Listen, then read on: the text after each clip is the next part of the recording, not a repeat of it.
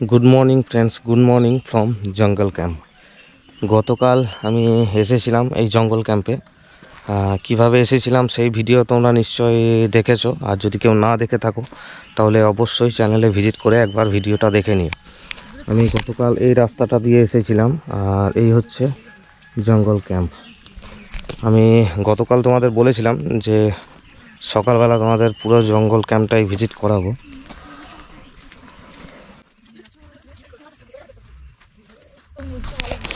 এখানে দুটো মাড হাউস আছে, আর এই সাইডটাতে পুরোটাই টেন্ট আছে। এই জায়গাটা আপাতত ফাঁকা আছে, পরে এখানে ফুলের বাগান করা হবে।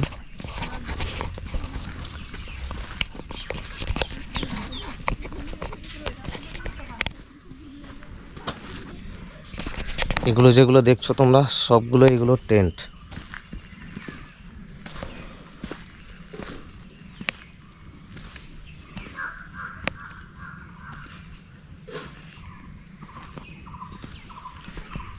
এখানে আপাতত দুটো মাড হাউস আছে, তার মধ্যে আমি একটাতে ছিলাম, ওইটাতে আমি ছিলাম। মাড হাউসের ভিতরটাও আমি তোমাদের দেখাবো অবশ্যই। আর এখানে আমার গাড়িটা পার্ক করা আছে।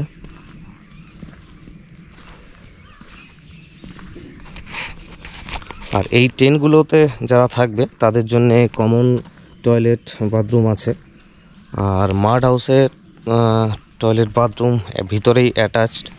আর এই জায়গাটা ওনাদের ডাইনিং হল। এখানেই গতকাল এসে দুপুরের লাঞ্চ করেছিলাম, রাতের ডিনার করেছিলাম। কুলারটা এই সাইডে চলে আসবে। আচ্ছা, তো এই হচ্ছে টেন্ট। আপাতত এখানে দুজনের ক্যাপাসিটি হয়ে আছে, যেহেতু কেউ নেই এখানে 4 জনেরও করা যাবে নাকি? হ্যাঁ। আর ওখানে কুলার আছে এবং চার্জিং পয়েন্ট সব কিছুই আছে। আর ছোট টেন্ট আছে, ওগুলো ছোট টেন্ট। আর এগুলো আছে ছোট টেন্ট, মানে এগুলো দুজনেরই ক্যাপাসিটি।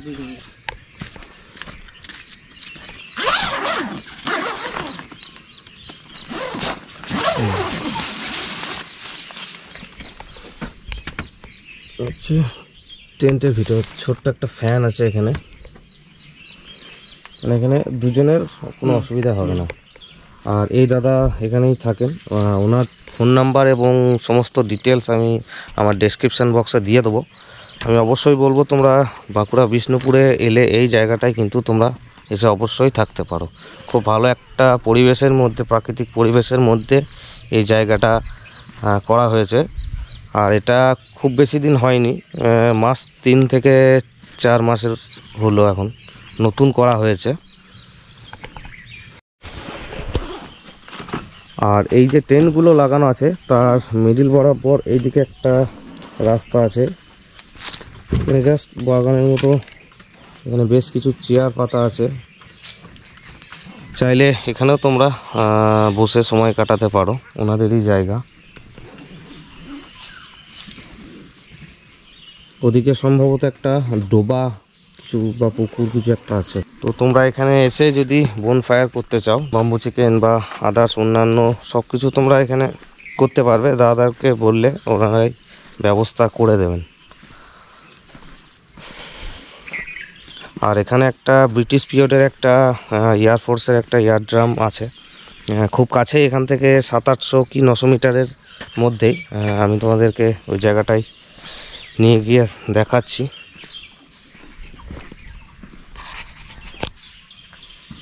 এগুলো কিন্তু উপরটা পুরোটাই কিন্তু খড় দিয়ে ছাউনি করা আছে, আর এগুলো সমস্তটাই কিন্তু এগুলো বাঁশ এবং কাঠ দিয়ে তৈরি। টেবিল প্লাস ওখানে বসার জন্য চেয়ার আছে। এখানে একটা বেসিন আছে, আয়না আছে। আর এটা ওনাদের কিচেন। এখানে একটা লিস্ট করা আছে, এই ধরনের কিছু যদি তোমাদের প্রয়োজন হয় তোমরা কিন্তু এগুলোর মধ্যে থেকে নিতে পারো। দাদাকে বললে দাদা সব ব্যবস্থা করে দেবে। খুব সুন্দর একটা জায়গার মধ্যে খুব সুন্দরভাবে সাজানো গোছানো পরিপাটি একটা জায়গা। এখানে তোমরা আমি রেকমেন্ড করব অবশ্যই তোমরা বিষ্ণুপুর এলে, বিশেষ করে মন্দির ভিজিট করতে এলে তোমরা এই জায়গাটাতে থাকতে পারো, খুব ভালো একটা জায়গা। আর এই হচ্ছে আমার রুম। এখানে বাইরে বসার জন্য দুটো চেয়ার আছে, দুটো টুল আছে, টুল বলতে এটা মোড়া। আর এই হচ্ছে রুম। রুমে ঢুকে এগুলো সমস্তটাই কিন্তু মাটির তৈরি, আর উপরে খড় দিয়ে ছাউনি করা আছে, মানে চাল। এগুলো মাটি দিয়ে তৈরি করার পর এখানে কিন্তু ওর সাথে লাল মাটি দিয়ে এগুলোকে প্লাস্টারের মতো করা হয়েছে। দেওয়ালে বেশ কিছু ছবি দেওয়া আছে, সুন্দরভাবে সাজানো আছে। আর এখানে একটা জানালা আছে, এটি দিয়ে এটা জানালা।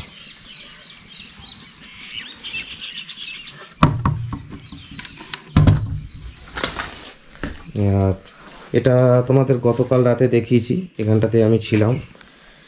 এখানে কুলার আছে, প্রয়োজন হয়নি। এক্সট্রা ব্ল্যাঙ্কেট আছে। এখানে বড় একটা মিরর আছে।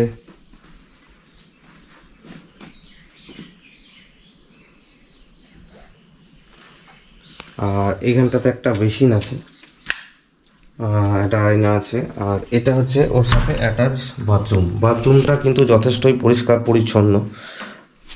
এখানে গিজার আছে, ওয়েস্টার্ন কুমোট আছে, শাওয়ার, সব কিছুই আছে। পায়খানা বাথরুম পরিষ্কার পরিচ্ছন্ন। তার সাথে রুমটা কিন্তু নিচে এখানে কার্পেট দেওয়া আছে, প্লাস্টিক। এখানে ভিতরেও একটা বসার জন্য মোড়া আছে। এখানে একটা ছোট্ট টেবিল আছে, এখানে আমার হেলমেট রাখা আছে।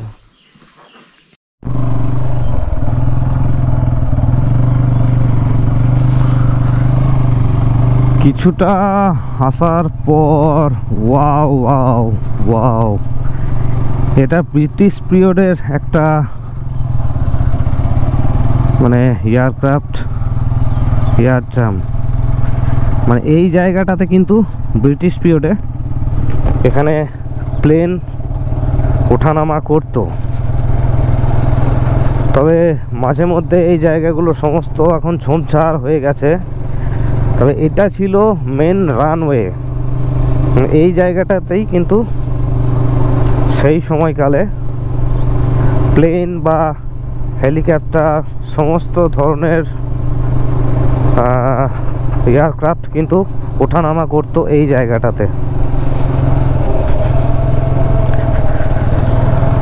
এখানে যে জায়গাটা দেখছো, পুরো জায়গাটাই মাঝে মধ্যে ঝোপঝাড় হয়ে গেছে।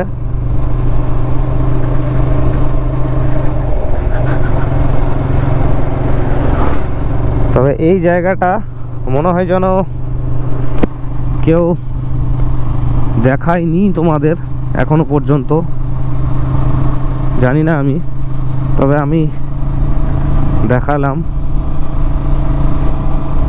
ভাবতেই কেমন লাগছে যে ব্রিটিশ পিরিয়ডের একটা জায়গা যেখানে নাকি প্লেন ওঠানামা করতো, বিদেশ থেকে যাতায়াত সব কিছু এখানে হতো।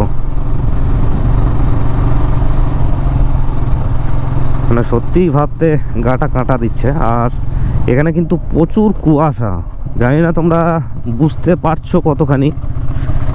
প্রচুর কুয়াশা, প্রচুর। আমাদের বীরভূম সাইডে কিন্তু এতটা পরিমাণ কুয়াশা একদমই নেই, কারণ ওদিকে অলরেডি গরম পড়তে শুরু করে দিয়েছে। মার্চ মাস মানে আমাদের ওইদিকে এখন গরম শুরু হয়ে গেছে। কিন্তু এই বাঁকুড়া বিষ্ণুপুরে কিন্তু এখনো পর্যন্ত গরম সেইভাবে খুব একটা নেই। দুপুর দিকে একটু একটু হয়তো গরম থাকছে, রাত্রেবেলা গরম থাকছে না। তারপর সকালবেলা এই যে কুয়াশা, এই কুয়াশাটা সাধারণত আমরা আমাদের ওইদিকে শীতকালেই পাই। তো এখানে দেখছি এখনও কিন্তু সকালে উঠে, আজকে সকালে আমি প্রায় 6টার সময় উঠে গেছি, আর এখন ঘড়িতে বাজে প্রায় 7টা।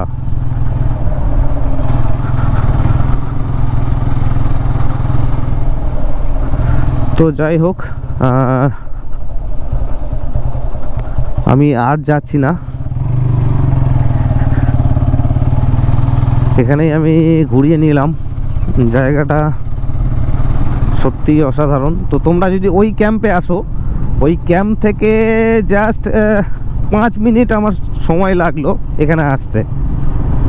ক্যাম্পের এই সাইডে যেদিক থেকে আমি গতকাল ক্যাম্প সাইডে এসেছিলাম, ক্যাম্পে, জঙ্গল ক্যাম্পে, তার বিপরীত দিকে একটা রাস্তা এই দিকে চলে এসেছে। ওই রাস্তাটাই কিছুটা জাস্ট একটু জঙ্গলের মতো রাস্তা আছে, ওদিক দিয়ে কিছুটা এলেই কিন্তু এই জায়গাটা পড়বে।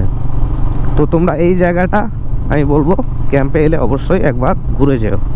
তবে এখন যেহেতু কুয়াশা আছে, তবে একটু পর সূর্যের আলো ফুটলে কিন্তু জায়গাটা সমস্তটাই কিন্তু দেখা যাবে ভালোভাবে। তো ঠিক আছে, চলো এখন এখান থেকে বেরিয়ে যাব। বেরিয়ে আমি যাব মন্দির ঘুরতে। তবে এখানে যে ব্যাপারটা আমি দেখলাম বা শুনলাম, সেটা হচ্ছে এখানের মন্দিরগুলোতে ম্যাক্সিমাম মন্দিরেই কিন্তু অনেকেই উল্টো পাল্টা নোংরা রিলস বানিয়ে একটা খারাপ ব্যাপার তৈরি করছে। তো সেই জন্যে এখানে স্ট্রিক্টলি একটা নিয়ম করে দিয়েছে যে এখানে কোনো রকমের ভিডিও ক্যামেরা, যেটা গত এপিসোডে আমি তোমাদের বলেছি যে এখানটাতে কিন্তু এই মন্দিরগুলোতে কোনো রকমের ক্যামেরা দিয়ে কিন্তু ছবি বা ভিডিও তোলা সম্পূর্ণভাবে নিষিদ্ধ। এমনকি তুমি মোবাইল দিয়েও ভিডিও করতে পারবে, বাট সেখানেও সমস্যা আছে। সেখানে তুমি কোনো রকম কোনো ভয়েস তুমি দিতে পারবে না। তো তোমাদেরকেও বলছি, যারা দামি দামি ক্যামেরা নিয়ে এখানে এসে ভিডিও করতে চাও তাদের বলবো বৃথা। আমি এই দিকটা দিয়ে এসেছি, আমি এই দিকেই চলে যাব। আর এদিক দিয়ে একটা রাস্তা গিয়েছে, অনেকে আসছে। আর এই জায়গাটাতে এখন এই যে দেখছো যে গাছের ডালগুলো আছে, এখানে স্থানীয় যারা, তারা কিন্তু এগুলো সংগ্রহ করে তাদের জন্য নিয়ে যাচ্ছে। ওখানে অনেক আছে, ওখানে অনেক মহিলারা আছে দেখলাম, ওনারা সংগ্রহ করছে এই জঙ্গল থেকে, সংগ্রহ করে ওরা বাড়ি নিয়ে যাচ্ছেন। তো ঠিক আছে, চলো আপাতত একদম দেখা হচ্ছে মন্দিরের ওখানে। হচ্ছে আমাদের জঙ্গল ক্যাম্প, এদিক দিয়ে এসেছি, এই পিছন দিকের রাস্তাটাই যেতে হবে।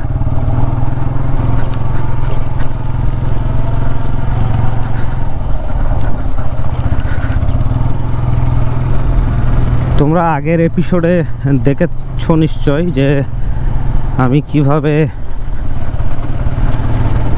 বীরভূম থেকে এই বিষ্ণুপুরে বাইক নিয়ে এসেছি। 164 কিলোমিটার রাস্তা, প্রায় 4 থেকে 4.5 ঘন্টা জার্নি করে এসেছি। আর যদি তোমরা কেউ না দেখে থাকো তাহলে অবশ্যই আগে ওই ভিডিওটা দেখে নিও, তাহলে তারপরে এই ভিডিওটা দেখলে তোমরা সম্পূর্ণটা বুঝতে পারবে।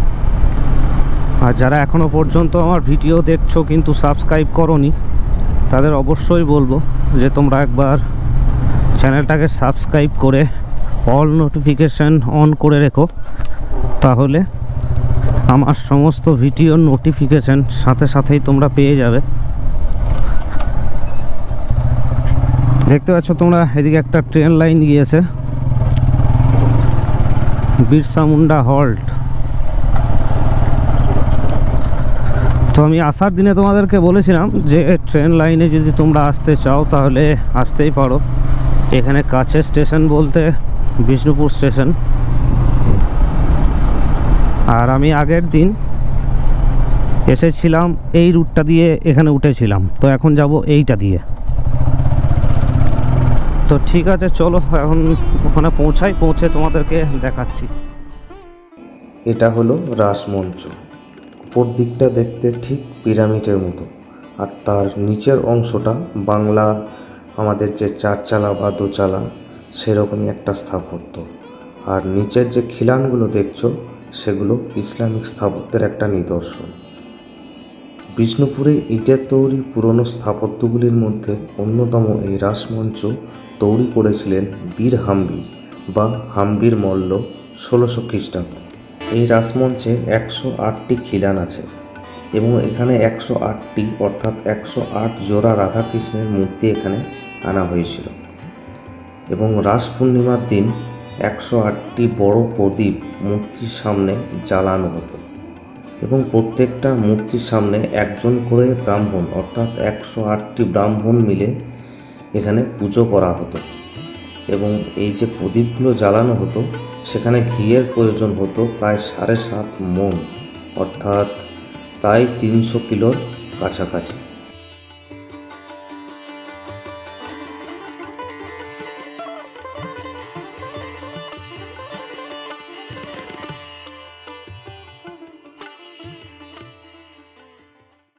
এই যে জায়গাটা তোমরা দেখছো এটাকে বলে গুম ঘর, মানে অনেকেই বলে থাকেন নাকি এখানে রাজা তখন খাদ্য সমস্ত রকমের খাদ্য এখানে সংগ্রহ করে রাখতেন। আবার অনেকে বলে যে কাউকে শাস্তি দেওয়ার জন্যে নাকি এখানে ভরে দিতেন, এখানে ভরে গুম করে দিতেন, সেই জন্যে হয়তো জায়গাটার গুম ঘর। জানি না এর প্রকৃত কি ঘটনা আছে। আর এই বাঁ দিকটাতে চলে গেছে শ্যামরাই মন্দির।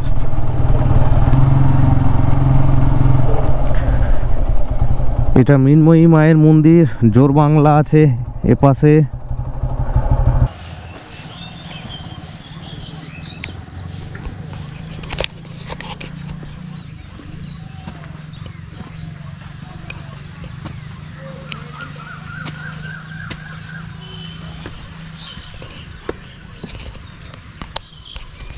আমি এখন যেটা সামনে দাঁড়িয়ে আছি এটা বীর হাম্বির উদ্যান, ভিতরে আছে লালজি মন্দির।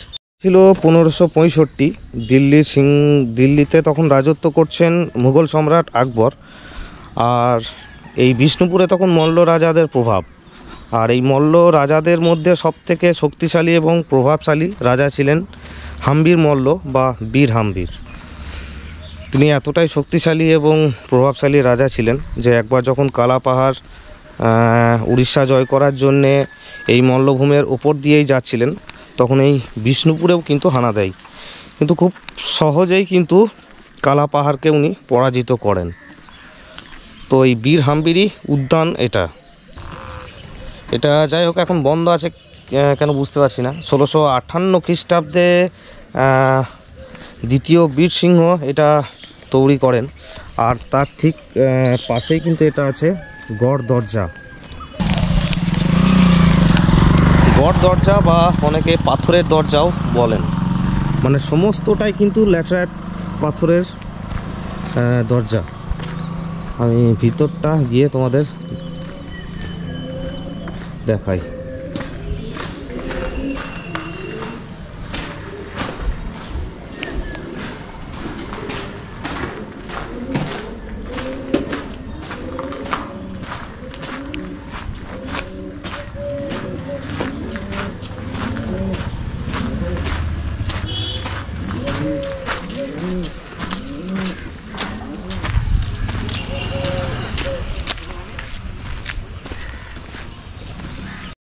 গড় দরজা আছে, একটা আছে ছোট আর এটা আছে ওর থেকে বড়।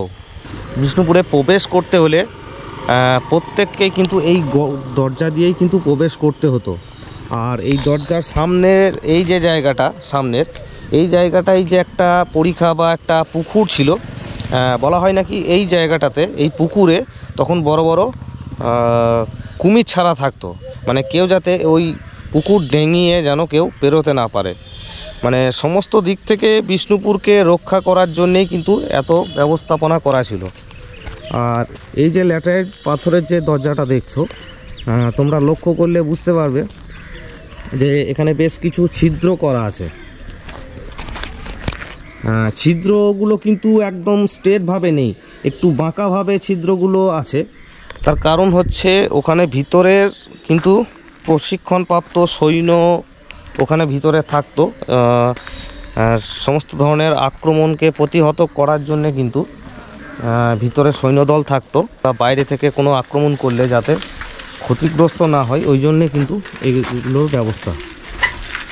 আর এখানে 3টে গেট ছিল সম্ভবত, এখানে একটা ছিল, আর এই মিডিলটাতে একটা ছিল, আর ওপাশে একটা ছিল, 3টে গেট ছিল। আর এই জায়গাগুলোতেও কিন্তু তোমরা সেম জিনিস লক্ষ্য করতে পারবে, এখানেও কিন্তু একটু বাঁকা যে ছিদ্রগুলো দেখছো, এই ছিদ্রগুলোর ভেতরে মানে এই যে দুটো গেট আছে তোমাদের দেখাই, এই যে ছোট্ট ছোট্ট দুটো গেট দেখছো, এখানে তালা লাগানো আছে, এখন দুপাশেই আছে। এই দিক দিয়ে কিন্তু সৈন্যরা প্রবেশ করত এবং সৈন্যরা ভিতরেই থাকতো। কেউ কোনো বাইরের থেকে কেউ যদি প্রবেশ করতো, যদিও ওখানে থেকে প্রথম গেটের প্রবেশ করাটাই ছিল খুব টাফের, কারণ ওখান থেকে সৈন্যরা কিন্তু তাক করে সব সময় বাইরের দিকে লক্ষ্য রাখতো, কেউ এলেই কিন্তু তাদেরকে সাবধান করা হতো। আর এই যে জায়গাগুলো দেখছো, এই জায়গাটা এতটা উঁচু থাকার কারণ হচ্ছে সৈন্যরা, এই রাজার সৈন্যরা যখন এখানে ঘোড়া নিয়ে আসতো, তখন ঘোড়া থেকে ঘোড়ার যে হাইট, সেই হাইট অনুযায়ী কিন্তু ঘোড়া থেকে টুক করে কিন্তু ওরা বিশ্রামের জন্য ওখানে নামতে পারতো, সেই জন্যেই কিন্তু এই হাইটে এটা করা আছে। আর এই জায়গাটা সম্ভবত এখানে দুপাশে জায়গা আছে, এই জায়গা দুটোতে কিন্তু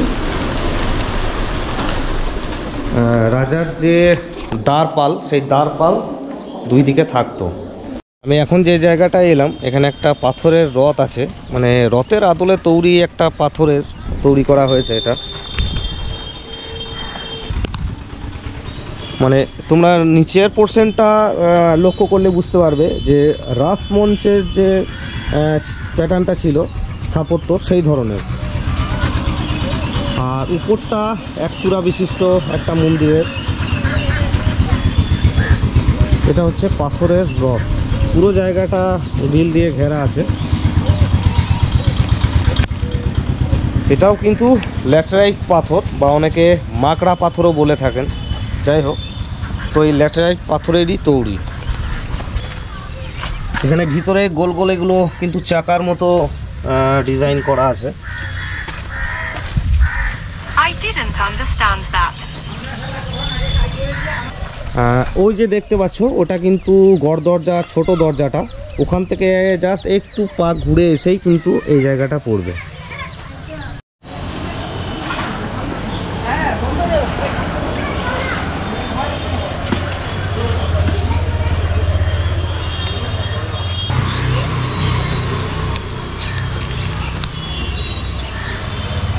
তোমরা যেটা দেখছো, এটা একটা কামান, এটাকে বলা হয় দলমাদল কামান। এই কামানটা 1567 খ্রিস্টাব্দে তৈরি করা হয়েছিল। প্রথম তৈরি করেছিলেন এটা, আমি যদি ভুল না হই, ওনার নাম ছিল জনার্দন কর্মকার, বাংলাদেশের এক কর্মকার। তো উনি এই কামানটা তৈরি করেছিলেন। মানে এইটা 63 পিস গোল গোল রিং দিয়ে কিন্তু এই কামানটা উনি তৈরি করেছিলেন, এবং এই কামানটা সম্ভবত তৈরি করার পর একবারই প্রথম ব্যবহার করা হয়েছিল 1742 খ্রিস্টাব্দে, বীর হাম্বির সময়কালে।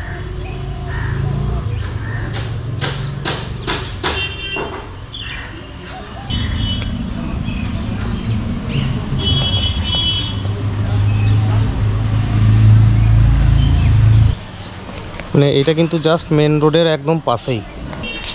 মানে এটা বর্গীদের আক্রমণ থেকে রক্ষা পাওয়ার জন্যে কিন্তু এটা একবারই কেবল প্রথম ব্যবহার করা হয়েছিল।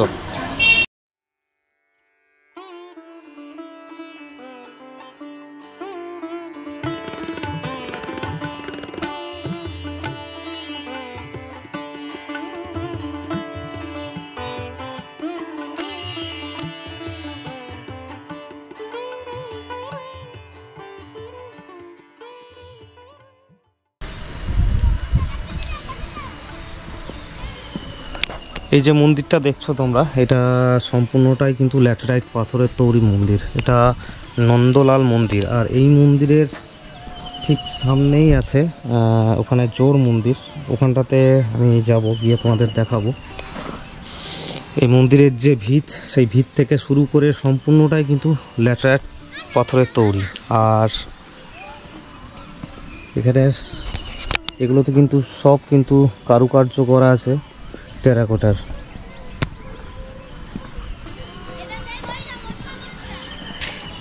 আর এই মন্দিরের এখানে কিন্তু একটা সম্পূর্ণ বাগান, খুব সুন্দরভাবে সাজানো গোছানো একটা বাগান।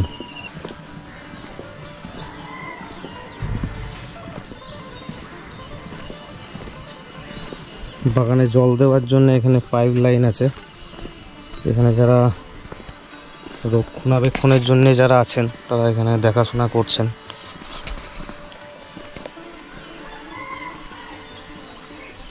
ভিতরটা সম্পূর্ণই ফাঁকা, ভিতরে যে কোনো বিগ্রহ আছে তা নেই, ভিতরে দেখার মতো বিশেষ কিছু নেই।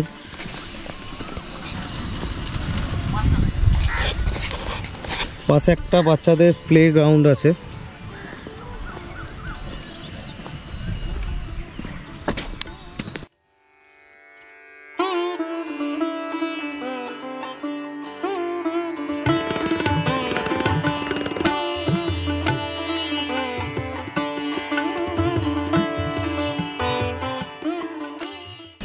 এটা এই মন্দিরটা সব থেকে বড়, 1 নম্বর ওইটা, তারপরে এইটা ছোট।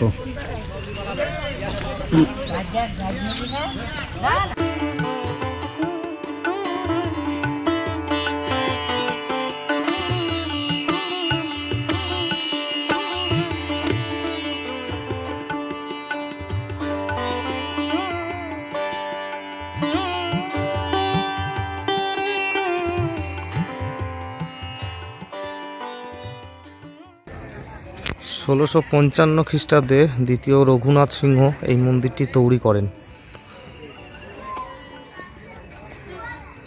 এই মন্দিরগুলো সমস্তটাই কিন্তু ল্যাটেরাইট পাথর দিয়ে তৈরি।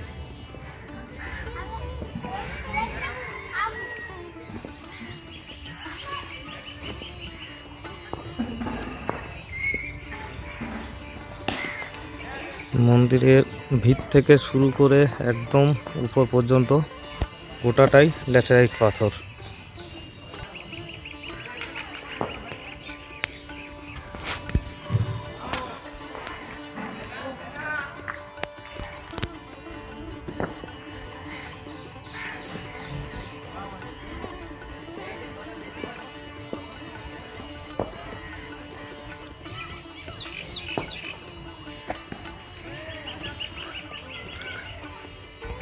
এই মন্দির দুটো বাংলা দোচালা, যে আমাদের গ্রাম বাংলার যে কুঁড়ে ঘর, সেই রকম প্যাটার্নেরই দুটো মন্দির একসাথে জোড়া। ওই জন্যেই হয়তো এটা জোড়া মন্দির, মানে জোড় বাংলা, মানে বাংলা দুটো কুঁড়ে ঘর জোড়া একসাথে জোড়া লেগে আছে, এমনটাই মনে হয় দেখে।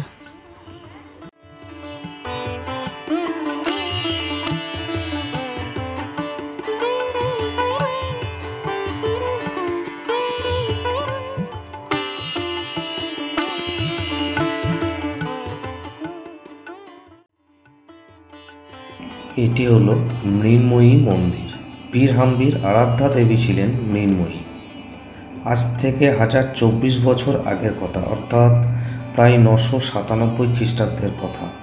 তখন জয়পুরের রাজা জগৎমল্ল জয়পুর থেকে এখানে আসেন শিকার করতে, সাথে সৈন্যদল, ঘোড়া সব কিছুই আছে। তো এই জায়গাটাতেই এসে কিন্তু উনি পথ হারিয়ে গেলেন। এই মৃন্ময়ী মা ওনাকে 3টি রূপে দর্শন দেন এবং তারপর পরবর্তীকালে এখানে মৃন্ময়ী মায়ের মূর্তি তৈরি করা হয় এবং তার রাজধানী স্থানান্তর করে এই বিষ্ণুপুরেই করেন। উনি কিন্তু একজন শৈব রাজা ছিলেন এবং তখনকার দিনে কিন্তু বলি প্রথা তখন চালু ছিল। এটা হলো রাধেশ্যাম মন্দির। ভগবান শ্রীকৃষ্ণের নামে উৎসর্গ করা এই মন্দিরটি 1758 খ্রিস্টাব্দে রাজা চৈতন্য সিংহের আমলে নির্মিত হয়েছিল। এটি দক্ষিণমুখী একচূড়া বিশিষ্ট একটি মন্দির। এই মন্দিরে রাধেশ্যামের মূর্তির পাশাপাশি এখানে রয়েছে শ্রী চৈতন্যদেব ও নিত্যানন্দেরও মূর্তি। একজন মল্লরাজ কিভাবে কৃষ্ণভক্ত হলেন তার পিছনে লুকিয়ে আছে অনেকখানি ইতিহাস। রাজজ্যোতিষী দেবনাথ বাচস্পতি রাজা বীরহাম্বিকে রত্ন বোঝাই করা গরুর গাড়ির কথা বলেন এবং বলতেই সৈন্য তারা সেই গরুর গাড়ি সমেত সেই মূল্যবান রত্নের বাক্স অপহরণ করেন। তারপর বাক্স খুলতেই দেখেন তার ভিতরে রয়েছে রাশি রাশি পুঁথি।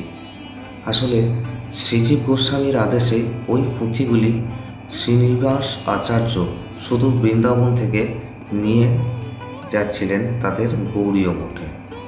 মাঝপথে বীরহাম্বির সেনারা ওগুলো তুলে নিয়ে চলে আসে। তারপর বিষ্ণুপুরের রাস্তায় উনি পাগলের মতো পুঁথিগুলিকে খুঁজতে থাকেন। সেই সময় এখানের এক গ্রাম নিবাসী কৃষ্ণবল্লভ চক্রবর্তী তার পুঁথি হারানোর কথা শুনতে পান এবং শুনে তাকে বীরহাম্বির রাজসভায় নিয়ে যান। এটা একটা তুলসী মঞ্চ।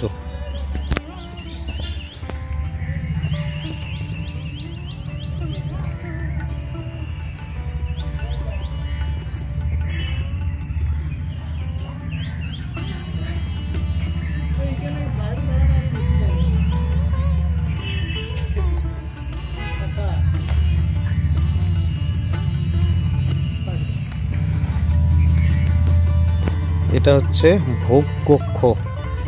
রাজসভায় গিয়ে দেখেন সভা পণ্ডিত শ্রীমদ ভগবতের রাসপঞ্চাধ্যায় পাঠ করে শোনাচ্ছিলেন রাজা বীরহাম্বিকে।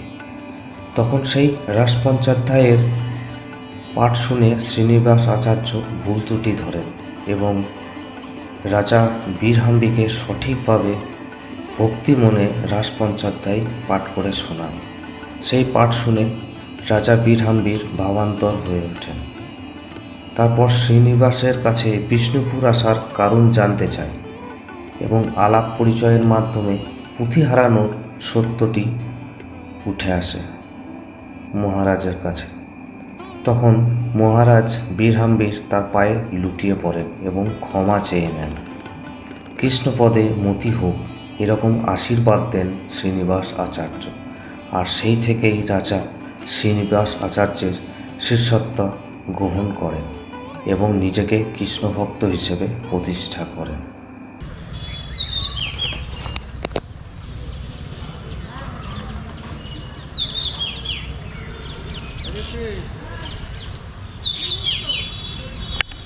এই যে মন্দিরটা দেখছো এটা শ্যামরাই মন্দির বা পাঁচচূড়া মন্দির। যেহেতু এখানে এই মন্দিরটাতে 5টি চূড়া আছে সেহেতু এটাকে পাঁচচূড়া মন্দিরও বলা হয়। 1643 খ্রিস্টাব্দে বীরহাম্বির পুত্র রঘুনাথ মল্ল মানে হাম্বির মল্লের পুত্র রঘুনাথ সিংহ এই কারণেই বলছি, সেই সিংহ উপাধিটা উনি পেয়েছিলেন মুঘল দরবার থেকে। উনি বীরহাম্বির পুত্র ছিলেন, উনি এটি নির্মাণ করেন।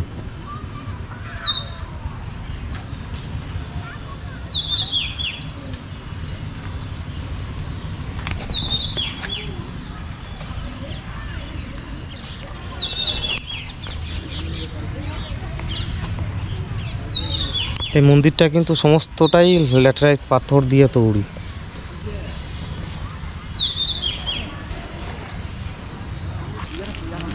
তো এই শ্যামরাই মন্দিরের বাইরে তোমরা এই ধরনের বেশ কিছু দোকানপাট পেয়ে যাবে।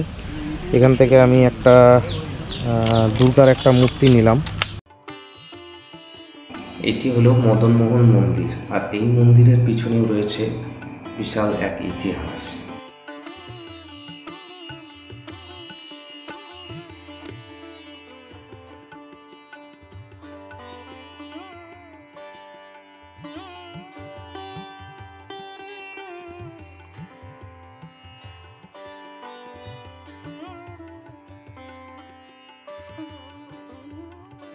বীরহাম্বির একবার তীর্থ করতে গিয়ে বীরভূমের ইলামবাজারের কাছে উপস্থিত হয়ে ধর্মীধর মুখোপাধ্যায়ের বাড়িতে আশ্রয় নেন।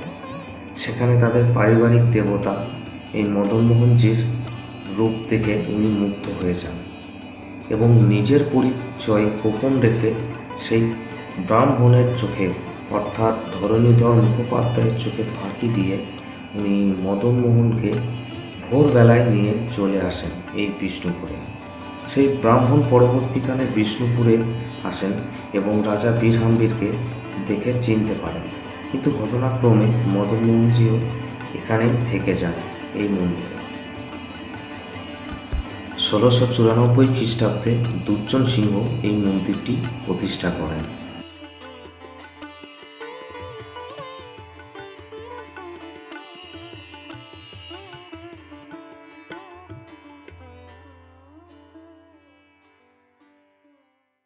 এখন বাড়ি যাওয়ার জন্যে মোটামুটি গাড়ি আমি রেডি করে নিয়েছি, আমিও রেডি হয়ে নিয়েছি।